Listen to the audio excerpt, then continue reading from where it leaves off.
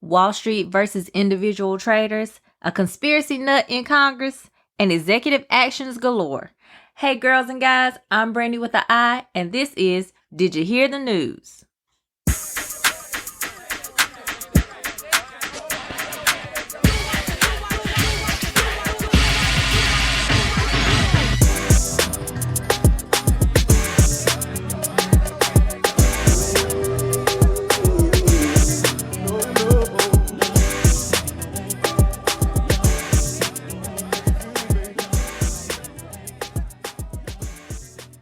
This has been an interesting week, to say the least. I mean, President Biden has continued to get as much action completed through executive orders as possible.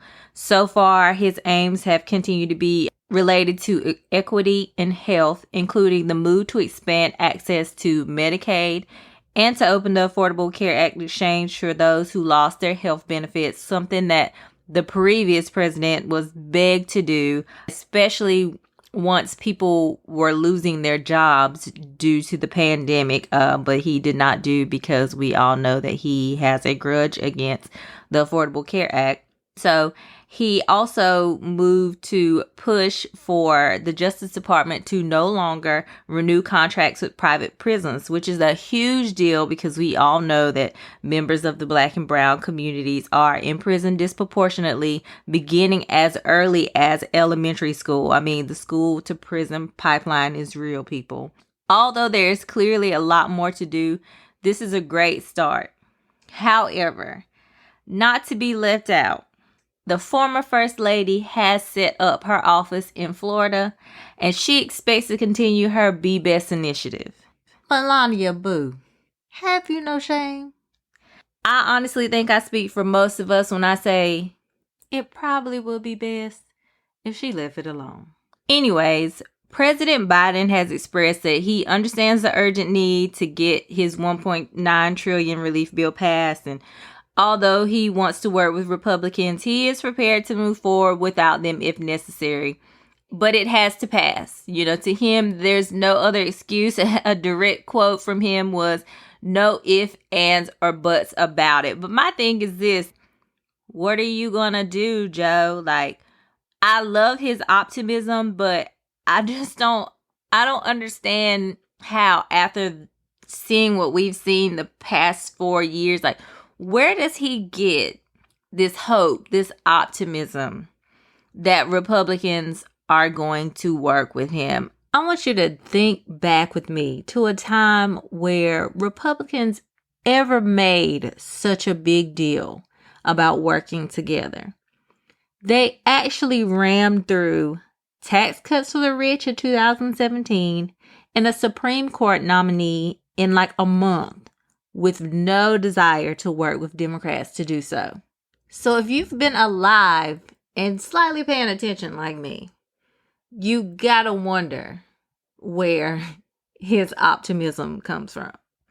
That's neither here nor there. I mean, I know that there are some Republicans like Mitt Romney and Susan Collins who are middle of the aisle Republicans who would most likely be willing to work with Democrats. But even both of them, you know, say they have their concerns. I mean, of course, you know, once it's time to help people that need it, there are suddenly concerns, such as Susan Collins saying, you know, she doesn't want people who don't need the money to receive it. Like, girl, have you no shame? It's like really continues to rub me the wrong way that those people who get an annual salary of over $100,000 of taxpayer money and have net worths in the millions get to haggle over restricting the distribution of relief more so than it already was. Keep in mind, the amount of relief received was reduced if you made over $75,000, and it zeroed out at around $99,000. Okay, so really, what is the concern? What's the concern? Especially now that we have a competent Secretary of Treasury who would most likely make sure that her department didn't send checks out to dead people. Steve Mnuchin, I'm talking about you. He had no shame. And I get it. You say, Brandy, but you don't understand how it works. And you're right. I don't understand how Republicans only ever care about the deficit when it comes down to helping everyday citizens. I don't understand how the deficit isn't an issue when they ram through tax plans that benefit corporations and millionaires and billionaires who actually got a combined $1 trillion richer. $1 trillion richer. $1 trillion richer during this pandemic.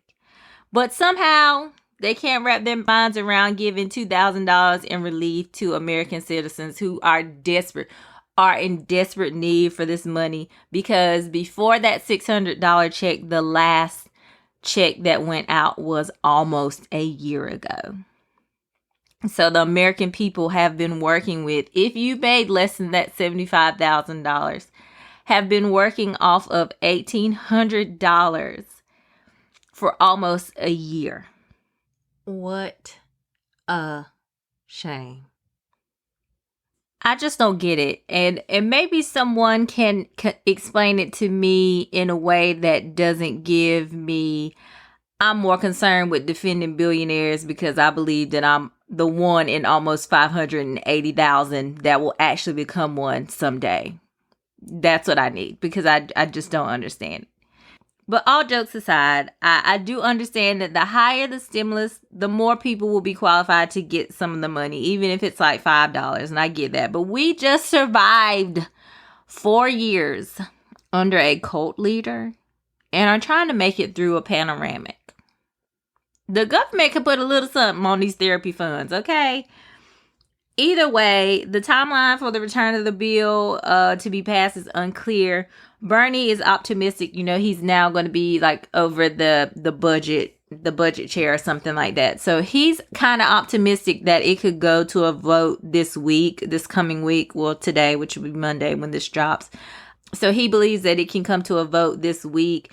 However, I've seen some reporting that says it wouldn't reach a vote until the end of February. So I'm not really clear about what exactly a vote means. With Congress, you can take a vote to have a vote. It's wild. So we'll see what happens with that. But it's disheartening to me that we're fighting still for stimulus dollars when at the time of the Georgia elections, when everything was on the line and the former president said, give people $2,000 checks, it was like, yay. And then suddenly it's not a thing to do anymore. But that's where we are. What's even wilder is that we're waiting on Republicans to work with Democrats when they're falling apart as a caucus as we speak. There is infighting and pressure being placed on the House members who actually did the right thing and voted to impeach the former president. With Matt Gaetz of Florida, turning on Liz Cheney at the urging of the former president, who has some sort of a burn book with targets that he intends to ruin politically. Gaetz traveled thousands of miles from Florida to Cheney's home state of Wyoming to campaign against her. Yeah, he has no shame. I continuously ask, why are these people more concerned about states that they do not represent? But you know what? Anytime Matt Gaetz spins away from Florida, that's actually a sigh of relief for us. That's probably a win. With the former first family moving here, a governor who does not care if COVID kills us all, and senators like Rubio and Marco, it is heavy down here, y'all. Whew.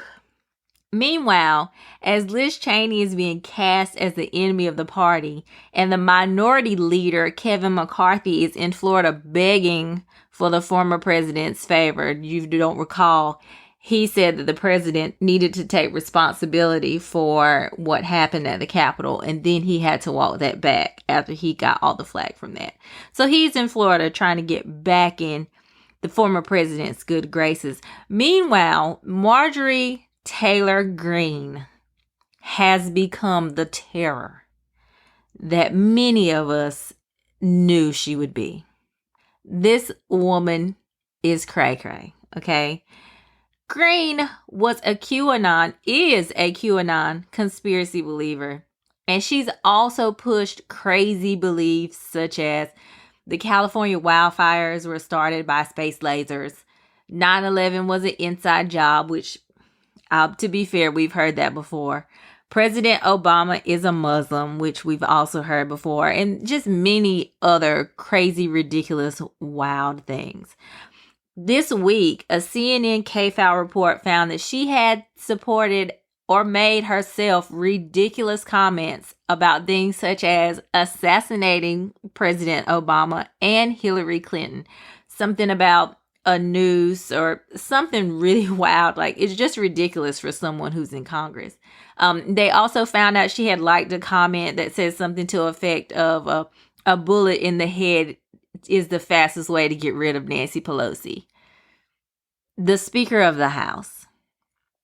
It's just really wild because as much as Lindsey and Mitch McConnell get on my nerves, and they do get on my nerves, it's not like I'd ever advocate for violence against them. Now, every now and then, I do believe they deserve that little pinch into the back of that arm fat. You know, like the mamas in the church used to give when you was acting up. That little pinch. I think they deserve that.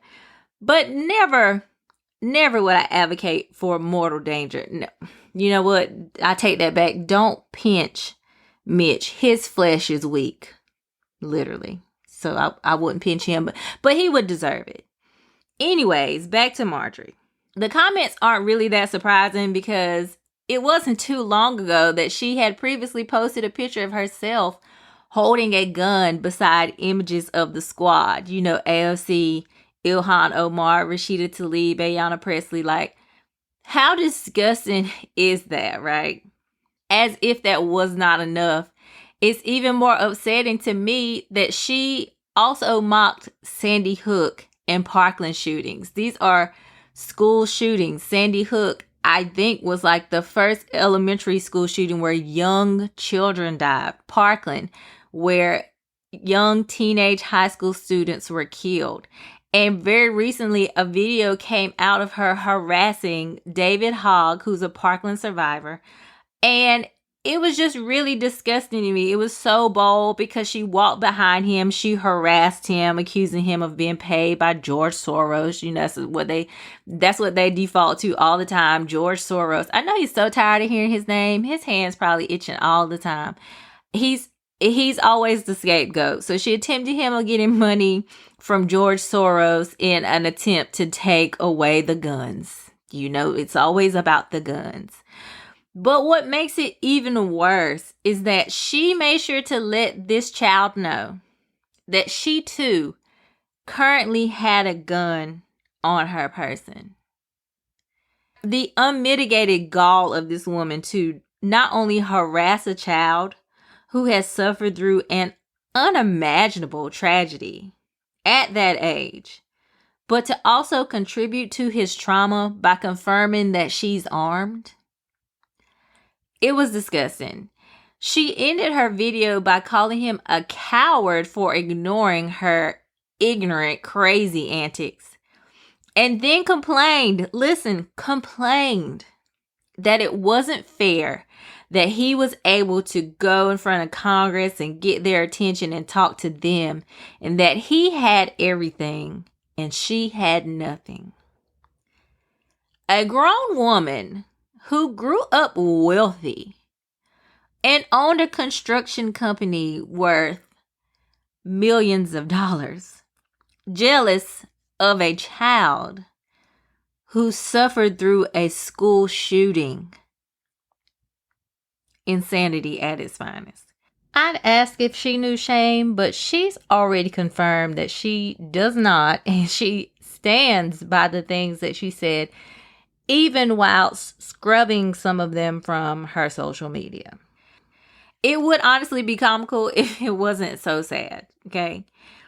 To add insult to further injury, the minority leader, Kevin McCarthy, has added her to the Education and Labor Committee. And of course, people are calling her to be removed. Of course, this lady's insane. She shouldn't be in Congress, but she definitely should not be allowed on such a committee where she can spew her ridiculous thoughts about children, including how the greatest danger to young black men is gangs. Yes, that is a thing that she said on video, on the internet. And that's honestly not even the worst of it. This lady is batty.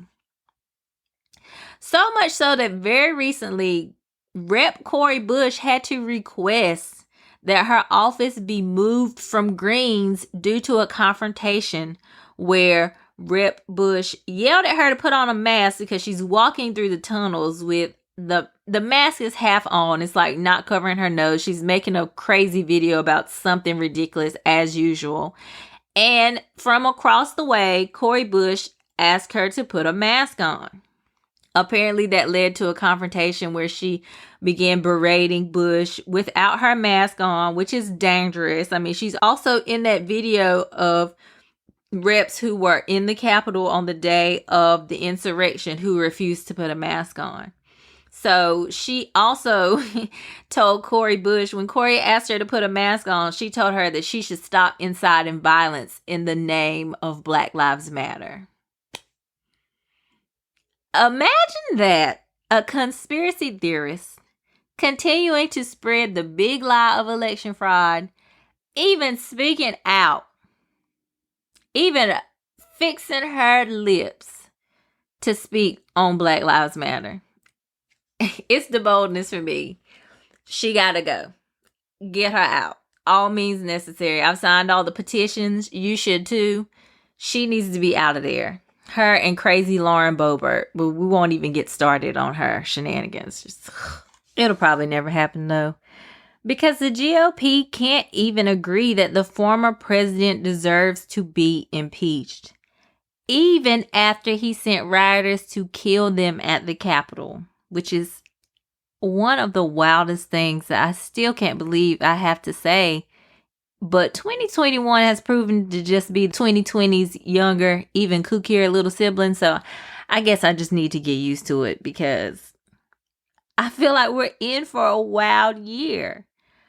Regardless, a vote was held on Monday as far as the belief of the constitutionality of the trial introduced by the insufferable Rand Paul, a former doctor who believes that having COVID once makes you completely immune to it, which is not true, especially with these new strains and variants coming out. So please don't listen to that.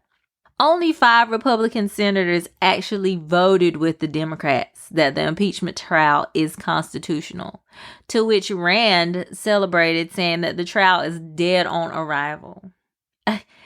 I said it this week, and I do continue to maintain that impeachment is the weirdest, shadiest thing to me.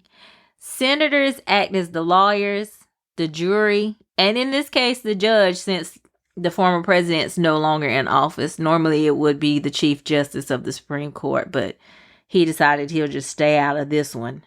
And my question is, how do you expect a trial to be fair when the jurors have already made it clear that they'll vote one way or the other? You know, in a normal world, you would be dismissed if there was an inkling of any bias on your end. And it's just insane to me. And that's part of the reason why I don't even trust that the Republicans will take the facts and make legit decisions, even though they have staff and former aides who have written letters to them, like practically begging them to do so. It's just like I can't trust that they'll do that. I mean, however, that's not going to stop the Dems because they're trying. And I guess, like, as I mentioned to you guys last week, I'm not sure that the extra time will be helpful for the former president.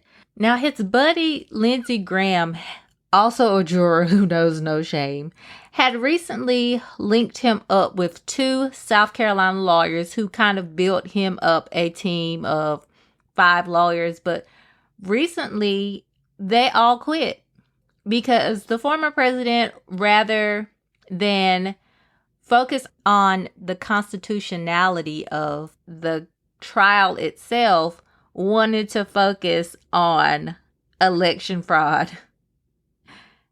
At this point, he's his own worst enemy. Like, you have bigger fish to fry. Keep in mind, he was already having a hard time finding anyone to represent him because they either just don't want to be involved with it or they're afraid that he won't pay them, because the former president has a history of not paying people after they do services for him. To add to the case against him, the self-proclaimed QAnon shaman's lawyer, that's the guy who had on the fur and the horns and the face paint. Yeah, his lawyer says that he's willing to testify as a witness if they call any witnesses. And it's really funny to me because, as I mentioned last week, this guy's lawyer has been very adamant about the fact that his client absolutely believed that the president wanted him to storm the Capitol. But something about this is giving me like, I want a plea deal vibes. So I guess we still don't know if there are going to be, any witnesses called. And honestly, I feel like you have it all in 4K video. Like, that should be enough. I would think that would be enough. Dealing with these people, though, it probably won't be. And I think everyone seems to know it. I think that, unfortunately, as Rand Paul said, the vote about the constitutionality of the case was actually kind of like a test vote for how senators might actually vote. It really doesn't look good for conviction. And that's why Tim Kaine, you might remember him, he actually ran for vice president on the Hillary Clinton ticket, along with Susan Collins, who still gets on my nerves, are working on a resolution to censor and then ban the former president from running for office again. The second part is, of course, important because it can't get done otherwise without a conviction during the impeachment trial, and we don't think that that's going to happen. So at this point, here's what I say. Have the trial, because really that's the only way that the Democrats in the Senate and the House can hold the former president accountable on their end. Let the Republicans continue to embarrass themselves by pushing this. Let's just move on, even though we spread a huge lie that almost got you all killed defense, and then push towards censure, which, a lot more people said in the beginning that they supported that. Once again, now Republicans are wishy-washy. So they said they'd rather support it, but I don't think it'll be any kind of breaking news if they don't. And then we can just go on to other pressing matters, because President Biden has an agenda that he really wants to get pushed through. And, at this point, unfortunately, I hate to say it, I feel like the impeachment is somewhat of a distraction only because we can kind of already count that the Republicans are not going to do the right thing. So I honestly think that we could just move on. Have the trial, but don't really hinge upon what Republicans are going to do. Just make a plan for moving forward once they decide not to convict. An important tidbit about the insurrection that will probably be disappointing but not surprising is that it is being noticed that quite a few current military or former military members were at that insurrection and were participating in the storming of the Capitol. And I just want to make sure we call that out, because I think a lot of the time we feel as if the people that serve in the military are of some higher moral standard than they actually are. And it is very honorable, of course, to serve in the military. I'm not saying that it isn't. It's a very honorable thing to do. But I think it's very important for us to remember that people in the military are just a reflection of the population of society. And if there is racism, white supremacy, all of that in the society, then it's also going to be in the military. There was someone on CNN last night who said something to the effect of at least 2/3 of white people in the military and like half of the people of color in the military have seen white nationalist type rhetoric going on firsthand in the military. And that is deeply disturbing, insanely disturbing. So I don't want us to forget about the insurrection, even though it feels like in these days to come, we're going to be hearing about more charges and it kind of gets old. But I want us to remember that because that's very important, especially when we're talking about accountability, when all of these people are being arrested and charged. Recently, 2 members of the Proud Boys were actually arrested, and they're the first 2 members of the Proud Boys, if I'm not mistaken, to be charged with conspiracy. And there are just so many other charges that are very serious that are being passed on, and we're talking about accountability. And it seems like, once again, the everyday normal people are being held accountable and not those who started the lie and perpetuated it. But we'll get into that. Because it seems to me that the GOP has an accountability issue. The former president incited a deadly riot. And Republicans want to move on because he's a private citizen. Or as Nikki Haley said, he's just been beat up since before he became president and while he was president and now that he's not president. However, when Benghazi happened, Hillary Clinton was subject to numerous investigations and hearings after she became a private citizen. If you're not familiar with Benghazi, you probably heard about it by multiple Republicans, but you don't really know what occurred during Benghazi. And basically, Benghazi was a terrorist attack that occurred in Libya. It was very unfortunate. 4 Americans died. I think 2 of them were civilians. 2 of them were actually in the military. And the Obama administration and Hillary Clinton, including Susan Rice, were accused of lying about the situation, accused of burying information, accused of not even calling the military to help, accused of, not actually giving the security that they needed. And there were many investigations done, and it was found that none of that was true. There were just unfortunate circumstances that led to a lack of security.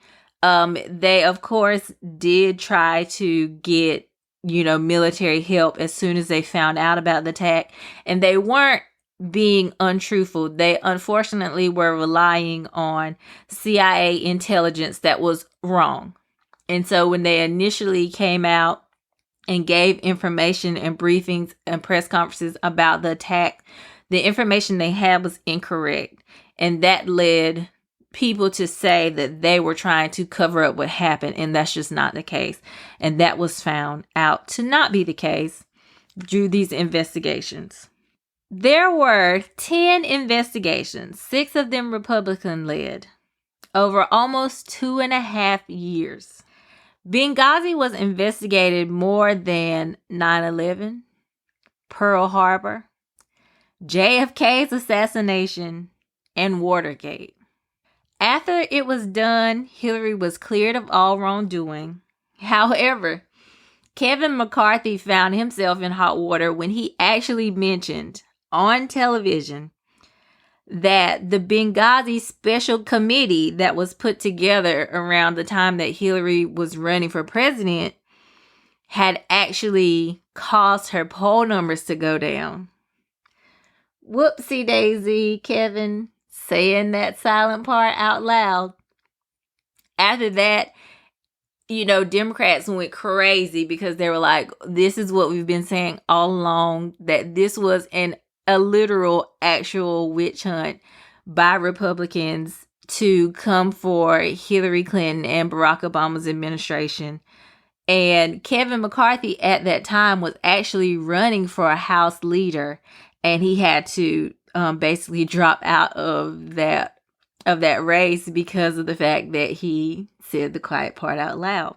Around the same time, Marco Rubio declared in a TV interview as well that the investigations into Benghazi weren't about politics. They were about accountability. But when it comes to the former president or current congressmen, women of the GOP, there's suddenly no accountability to go around, honey. They are fresh out. And it's on back order when it comes to accountability for them. And I personally believe that they refuse to hold the former president accountable because they know holding him accountable is also going to be holding them accountable. If their former president is held accountable for the big lie, which is what we're calling it these days, of election fraud, then clearly Republicans like Marco Rubio, Ted Cruz, Josh Hawley, they're going to have to be held accountable too for the part they played in perpetuating the lie. They will have to be held accountable for refusing to act in good faith and tell the truth that there was no widespread election fraud and the former president lost fair and square. Unfortunately, to me, I think that they feel holding him accountable would mean implicating them as well. And so they just refuse to do so. I mean, when it comes to Ted Cruz, I really don't expect more from a man who would let another man dog out his father and his wife in exchange for proximity to power. Side note, I hope she thumps him like a real hearty thump as soon as he's on the cusp of settling in to a deep, peaceful sleep.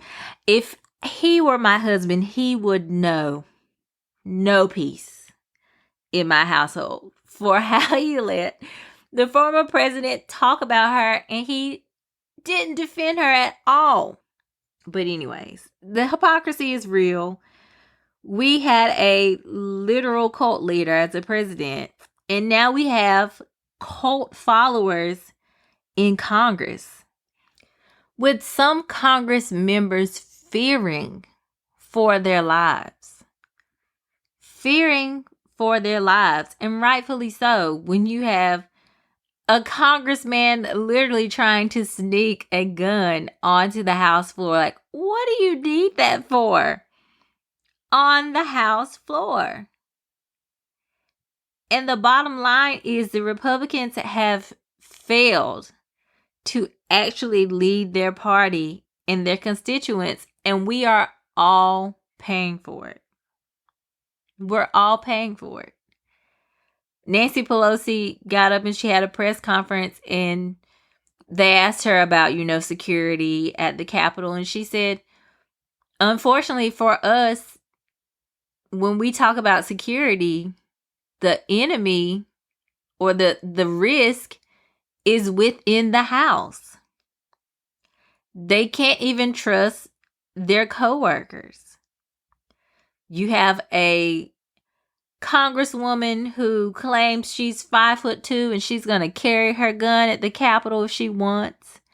You have another one who is a conspiracy theory nut who thinks it's okay to perpetuate the thought of violence against other members of Congress before and after she became a Congresswoman. What is going on in our Congress? It's like a circus. It's like a circus. But we're supposed to be united. I just don't see how. I don't see how We can unite when Republicans can't unite with themselves. I don't see how we can unite when we're basically being told that Republicans are going to be the party of Trump. They're going to be the party of conspiracy theories. It's okay to have those type of people in their party and in their Congress and in their Senate. Senate might be a stretch. It's a bit harder to become a Senate because you have to have the buy-in of most of a state. But it's easy to be a congressperson or a member of the House and actually have these crazy, ridiculous ideas. Gerrymandering is very real. In the case of Marjorie Taylor Greene, she actually didn't live in her district. She actually was from a district, like the suburbs of Atlanta, if I'm not mistaken. So where she grew up, this is where she was from, wealthy once again. And she had ran there and they paid her dust. But she noticed that in another district, there was a Republican who was retiring, if I'm not mistaken, and she decided to run for that seat. And unfortunately, the Democrat who was running against her dropped out of the race. However, in the area that she was running, it was so red anyway, no one really expected him to actually win. And so she won a seat because all of the people in that district, as it was drawn out, were very diehard Republican. And she basically swooped in and took that seat. And now, unfortunately for us, the rest of us, we have a conspiracy theory, Second Amendment, crazy woman in our Congress doing ridiculous things under the guise of it's what her constituents want. And her minority leader says he'll talk with her this week. He's going to talk with her. Woo, child, we in a bind. We just in a bind. In a world where Liz Cheney is the enemy for doing the right thing. Liz Cheney, who has been conservative, Republican, do or die all her life to the day she died, whose father was a Republican vice president, did the right thing, voted her conscience when she saw what the former president had done. The fact that we live in a world where Liz Cheney is the enemy now, and a Marjorie Taylor Greene is celebrated as the shining new star of the Republican Party. That's scary. It is scary. It may seem like I'm coming down on the Republicans, but come on. Come on. From the party that's supposed to be the one about morals and values, because you know us liberals are loosey-goosey and full of sin, you let a cult leader come in and take over your party and introduce and embrace and hold dear white supremacists and terrorists. For the sake of us all, get it together. Is there no shame? Sheesh. Anyways, and real quick defund the police news. Austin, Texas has voted to actually purchase a few hotels using money from police budgets that was reallocated to purchase these hotels for homeless people, but also include wraparound services such as casework and mental health services and things of that nature. So not just housing for homeless people, but also services so that they can get the help that they need in their current state. And it will also help propel them to a better state. And I just wanted to bring that up because it was said that, defund the police hurt us and all of this and that during the 2020 election. And I understand that defund the police is not a popular slogan, but I feel like it's not popular for those who don't want to understand it. And if there's ever a time when someone says something to you like, oh, defund the police is bad and you guys just hate the police, point them to this story and explain to them that this is how defunding the police works. They actually took some money from things such as like overtime pay and like buying license plate readers, stuff that they didn't necessarily need millions of dollars for. So when people say defunding the police can't work, it's not a good thing, you hate police if you support it, point them to this story and let them know that defunding the police does not mean we want a world without police for all. Some people feel like we should just abolish them, but the slogan defund the police does not mean getting rid of police. It means reallocating police funds. There's really no reason that some police budgets are like 2/3 of a whole city's budget. It's kind of insane. And police officers will tell you that they don't want all the functions of their job that they're not equipped for. They're not dog catchers. They're not mental health professionals. I mean, I think we know that by now. And they shouldn't exactly be held to that standard. So once again, defunding the police means reallocating funds to other things that would be helpful, that would help take some of those ridiculous parts of their role off their plate so that they can actually get back to reactionary policing. Let's move on to my last topic. So, unless you were living under a rock or in a cave in the mountains this week, you heard about the saga that is GameStop, the stock market, and Robinhood. So if you don't understand, I'm going to try to break it down in the most layman's of terms because I too am very new to all of this. So GameStop is a company that buys and sells video games, video game consoles.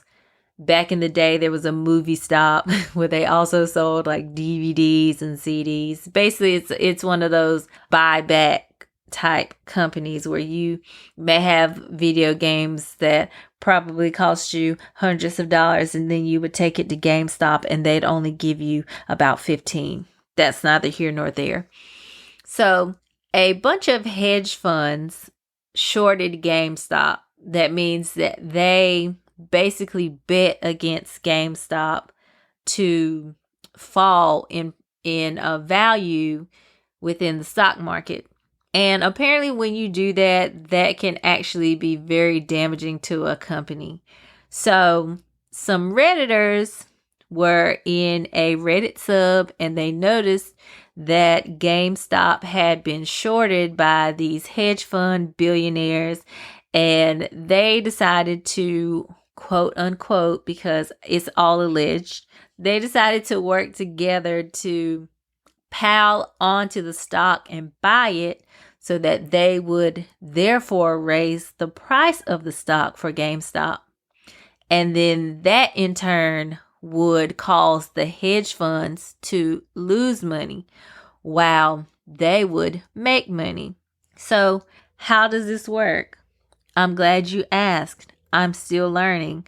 But basically what happens is when a hedge fund says, hey, we've looked at this company, doesn't look like they're doing well, doesn't look like they're really going to increase in any value, they will bet against that company. Once again, as I mentioned, it's called a short. And then once the company does go down in value, because believe it or not, doing that by so many different hedge funds will cause it to go down in value. And so once that occurs, the hedge fund gets money. However, if that stock goes up in price, the hedge funds will lose money. And they did. They lost out big league. They lost millions and billions of dollars, actually, when these Redditors decided to come together and buy stock and hold it.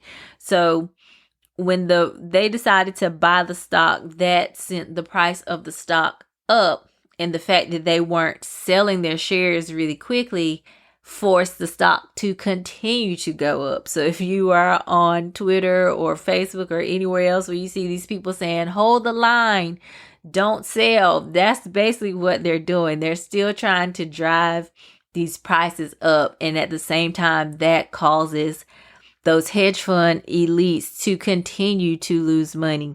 But there are so many layers to the story and what actually happened to cause like the perfect storm for GameStop and these individual traders, and just a nightmare for these elite billionaires. So when the subredditors decided that they were going to purchase stock, that started driving up the price of the stock.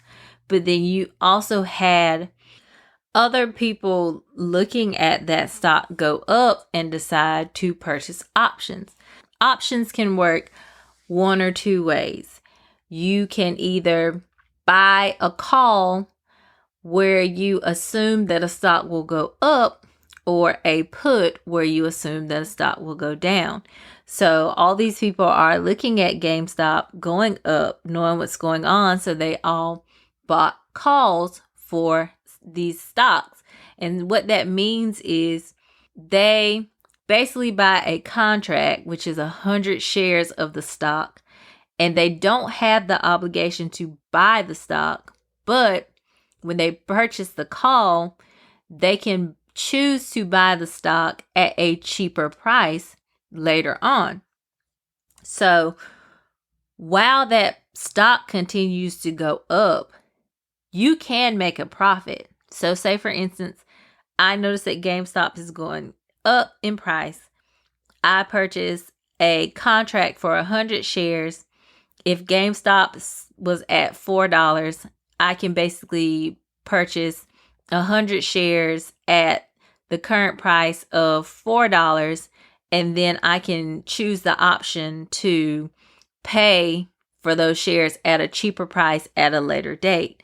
So that's going to put me at $400 worth of options for that stock. But say the stock continues to go up, now it's like in the $400s of dollars, which is where it finally got, I think, at the end of the week. I can say, you know what? I'm not going to share. The stock has gone up enough. I'm going to take the difference of how much it was when I bought it to where it is now, and I can cash out and make a lot of money. Or I can decide to actually purchase the stock at the cheaper price. So I've only paid a fraction of the cost, but now I have a stock that's worth way more than I originally paid for it. I hope all the stock people don't crucify me. I think I got that right. So that was also happening. And then you actually have the stock market. And what, the stock market does is it looks at what's going on within itself. And then a lot of other people in Wall Street start to also buy the stocks. So you have the individual buyers, you have the people buying options, and then you have, the actual brokers at Wall Street that are actually also buying the stock because they see that it's going up. So it was really just a perfect storm of everyone seeing what was going on with the stock and actually getting in on it. Unfortunately, that was causing billionaires to lose money. And we all know what happens when the wealthy start to lose. The rules of the game start to change.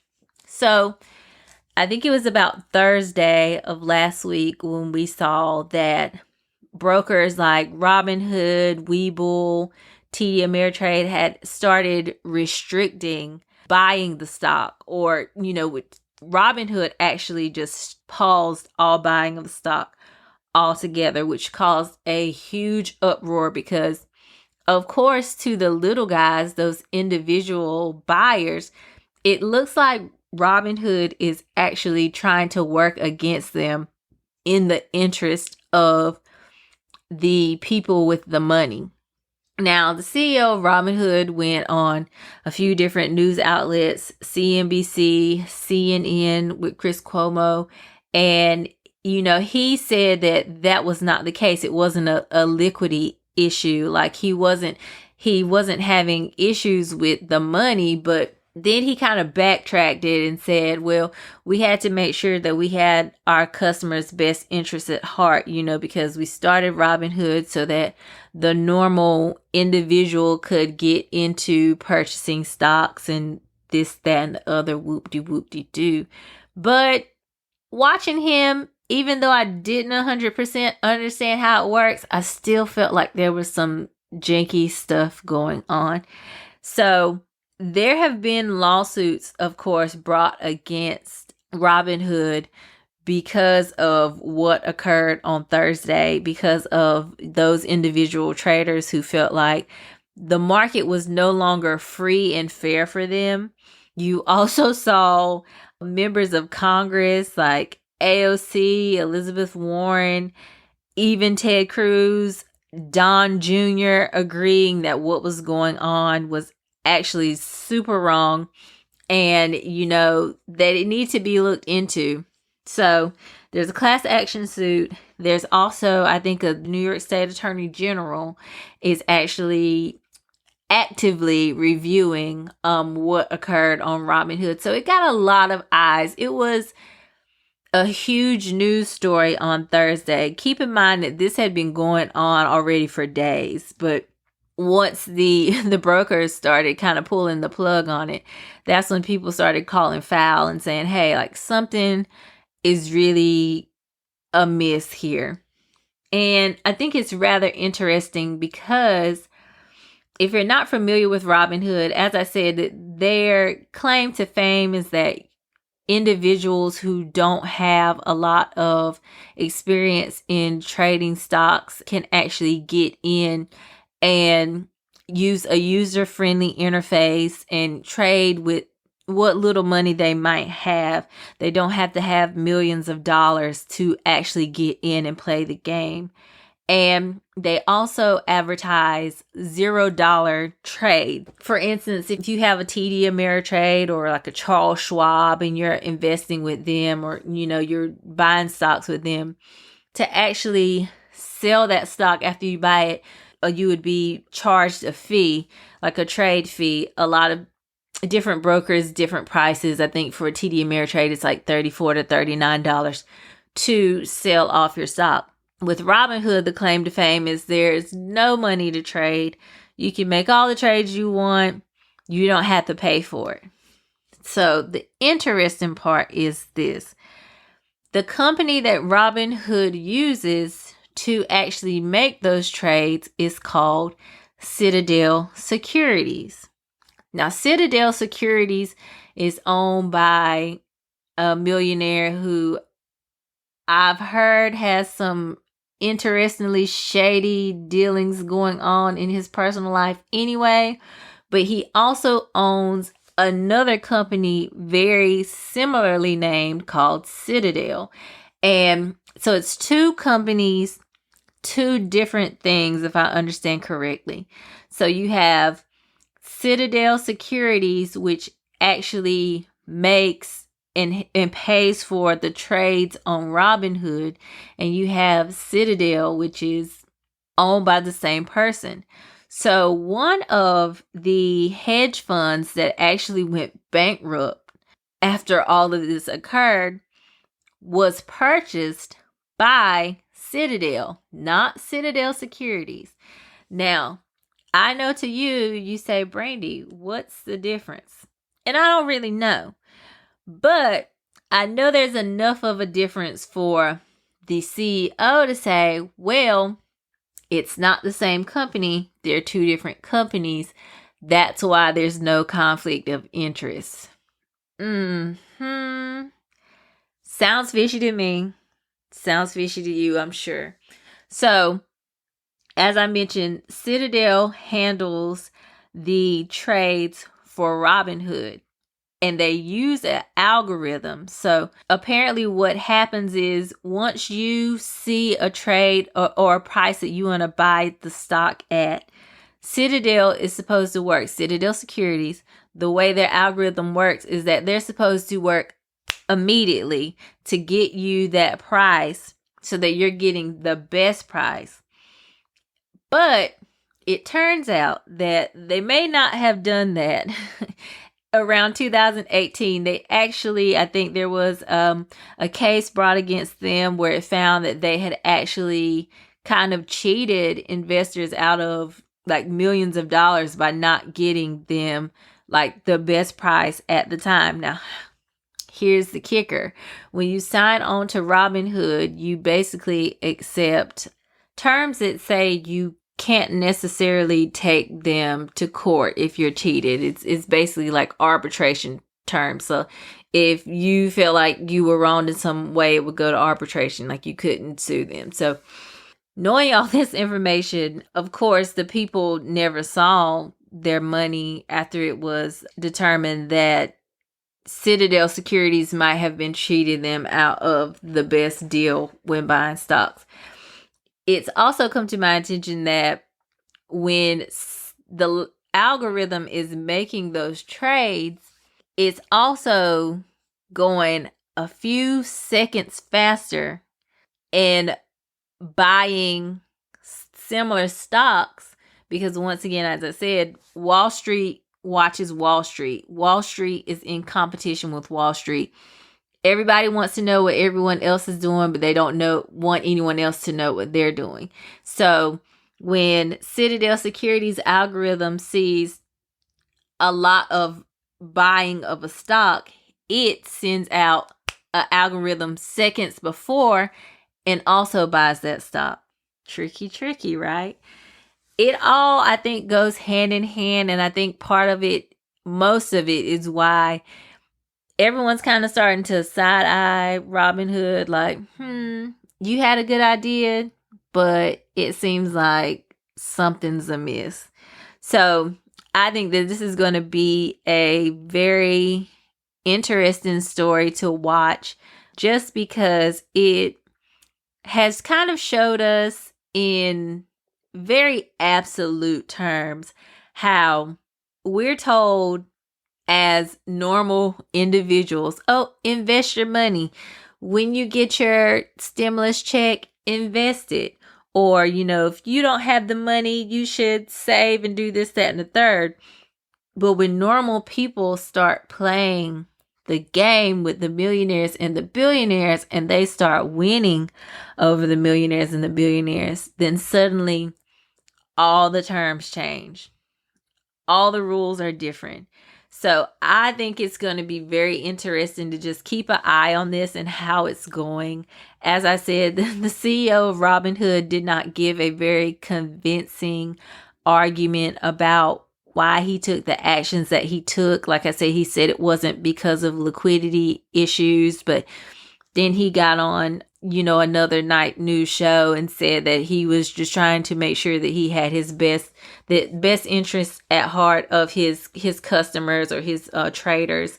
And he's been kind of trying to do like this press tour to assure everyone that, it wasn't outside investors that influenced his decision. I mean, at this point, he had to actually raise like billions of dollars from investors, I guess, to cover all the action that was going on. But once again, like I said, he said it wasn't a liquidity issue. So it's really strange that he would have to just stop the trading altogether and then raise money, but it not be a liquidity issue. So he's also going to be one to watch. He might need a PR person because he has not made his case for himself very well.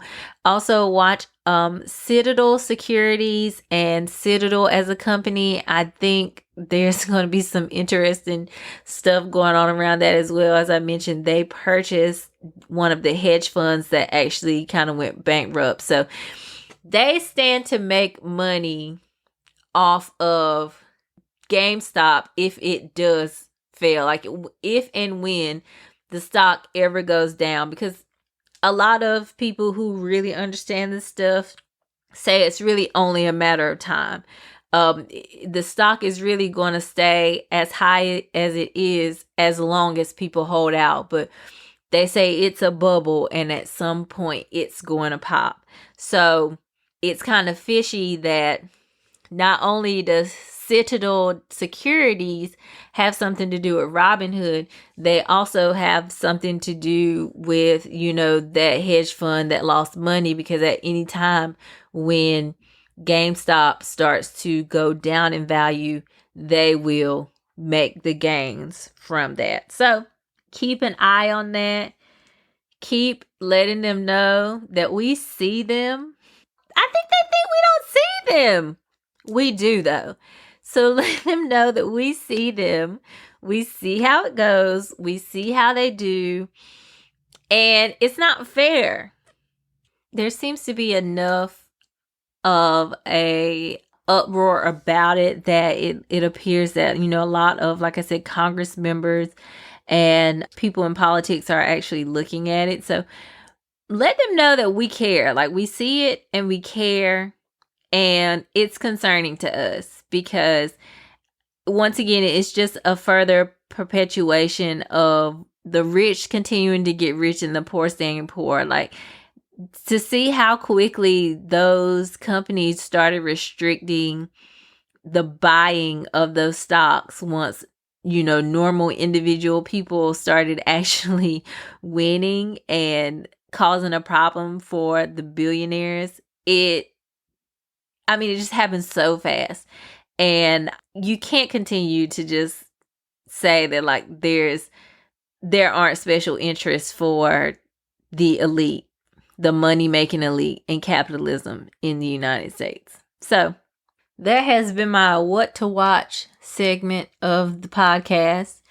I appreciate you guys for tuning in again to my second episode. I have greatly appreciated the feedback from my first episode, and I really thank you guys for tuning in. I'm so glad that you guys have been enjoying it, and I'm asking that if you have liked this episode as well, that you'll subscribe wherever you listen to podcasts. You give me 5 stars, you'll leave some good feedback, and you'll come back next week on Did You Hear the News?